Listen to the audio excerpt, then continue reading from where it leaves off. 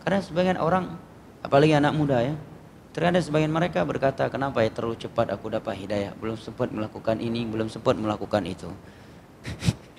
Ini anak muda generasi micin seperti ini. Ya, mendeh baik bagada ada ikut tu nah.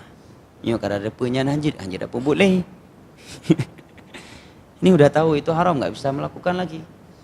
Kalau saya dapat hidayah di umur seperti antum, mungkin saya udah pernah dulu. Pernahlah paling tidak merasakan diskotik. Pernahlah paling tidak saya masuk ke tempat-tempat judi dan prostitusi. Tapi sekarang saya muda-muda, begitu saya dapat hidayah dalam keadaan saya masih muda, belum merasakan apa yang antum merasakan.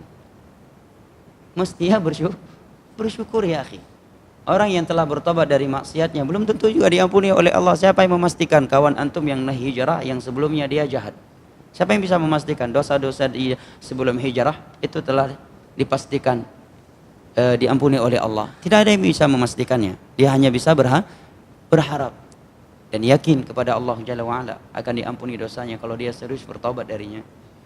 Maka jangan seorang kecewa. Kenapa terlalu cepat saya mengetahui riba itu haram?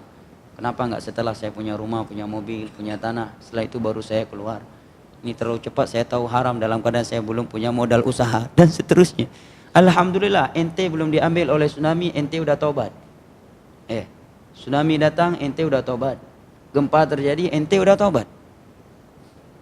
Demikian juga pekerjaan-pekerjaan yang lainnya.